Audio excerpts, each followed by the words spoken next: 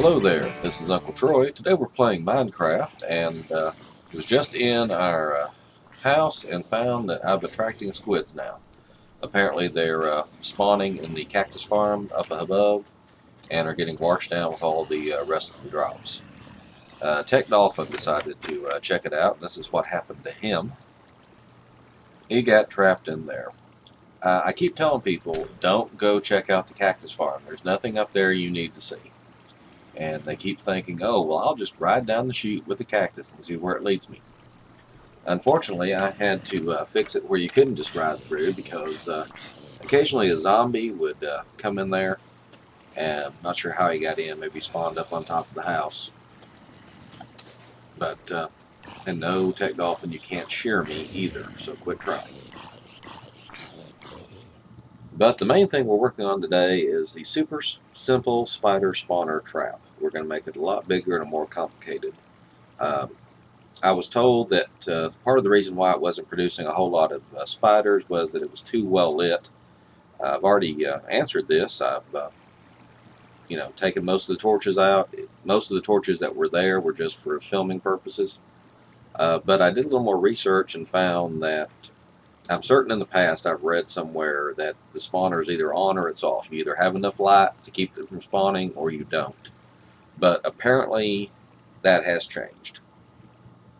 According to the wiki now, the spawner actually works about 4 blocks out in every direction from the actual spawner. So you actually need a 9 by 9 by 9 box to completely make sure that nothing's in the way of the spawning. That takes a long time. It takes about 5 picks. On the bright side, I picked up about 16 blocks of iron, almost a whole stack of coal. Also broke into a system underneath, cave system underneath, where I picked up even more iron and even more coal. But now we've got to, now we've got a 9 by 9 area. Now we got to figure out how to get the spiders into one place and kill them. Okay, I went back down and I actually took it down one more block. I decided I'd put water along the bottom here, and I figured water at the bottom of block 8 would make it look like there's a block there. So I've gone down one more deeper. A little trick I figured out a long time ago: if you place water every second block or so along a straight line, it will fill in between with solid water blocks, and you can pick those back up. And as you can see, you can fill an area with a big sheet of water using just 2 buckets pretty darn quick. Let's see how this looks from up top. Well, not too bad. Now, we're going to have to figure out something to do down at the bottom for the trenches. Okay, what I've done now is down at the bottom, I've dug out a couple more spaces and stuck 4 cactus every other space. I've cleared out enough room above where the cactus can grow 3 high.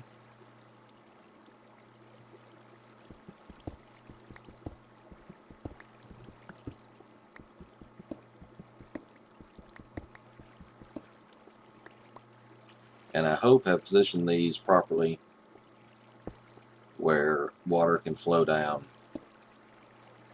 That's wrong. Where water can flow down around these cacti, and bring all the string and whatnot to me. Oops. And even though the area is fairly well lit, apparently I still have a couple of places that are dark, because occasionally we still get the spiders. There we go. Let's see if we can't stick a little extra cactus up here. That's what I'm afraid of, is that the spiders are going to get above the cactus before I can finish building this, and come down on top of me and eat my face.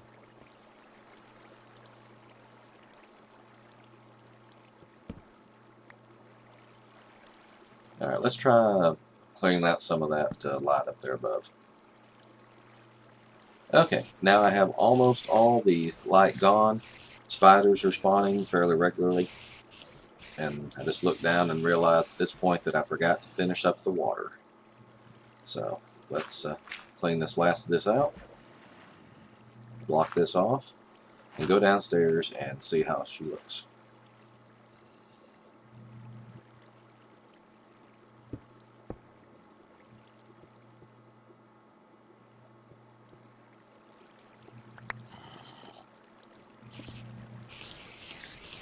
Now, in spite of what the wiki says about spiders spawning one at a time every 20 point something seconds on average, you may have noticed that 4 spiders just spawned all at once.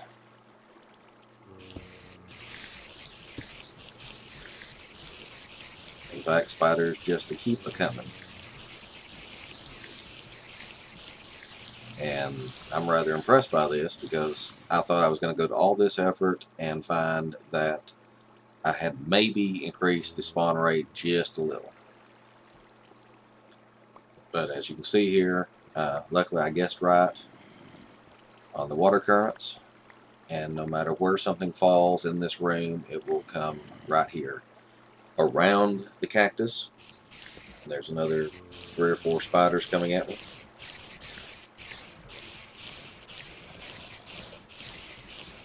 I am rather proud of the way this turned out.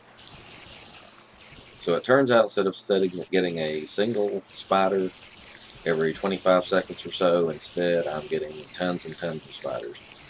The only problem is, as with any spider spawner trap, sometimes the spiders will just decide to sit there up on top of the spawner. I don't know how to fix that without taking up space in the spawning area. I think as long as the 9x9x9 is empty, we've got a better chance of things spawning. If I put a solid block or water block or something up on top of that spawner, that will cut into the 9x9x9 spaces. And plus, if a spider or two gets stuck up there occasionally, well, big deal, because you can always just take a bow and arrow and shoot them off of there. But anyway, that concludes how to turn a super simple spider spawner trap into a super complicated spider spawner trap. But you do get much better drop rates. I'm not sure exactly what the rates are. I have not calculated them, but I know before I would sit there and I would get bored between drops. I would go off and dig a little in the tunnel, come back to pick up stuff, because it just felt like I was not getting enough drops fast enough. But now I can sit and watch the drops come in, watch the little strings. Hold on. Haha. That's what I was talking about before with the just shoot one off the top. Makes you feel better. And like I said, there's another passel of 3 or 4 coming all at once. I'm rather proud of this. I don't know why. I think I said that before, but it just feels like I've accomplished more. Oh, there grows a cactus. I'm still losing some drops to the cactus. I suppose the most efficient way to do this would be to, instead of killing them here, collect them into a little area and send them on to drown a little further back. That way you would lose nothing. But I kind of like watching them bounce off the cactus. I just think that's fun. Before I forget, Tech Dolphin was talking about some root cellar he was working on, so I decided I'd check it out. And it looks like he's dug down under his house and made him a little area. Unlike me, he just doesn't like leaving chests out in the living area of a structure. He likes setting up little devoted areas just strictly for storage. I'm not sure exactly what kind of skin he's got. I think it's some kind of fox. While he's not looking, let's go see what he's put in his chests. Nothing. Okay. Anyway, I just thought we'd add this little bit at the end here to show what the other people on the server are doing. Right now it's just the 3 of us, and none of us are overly creative, but we're working on it. Anyway, this is Uncle Troy signing off. Have a good night.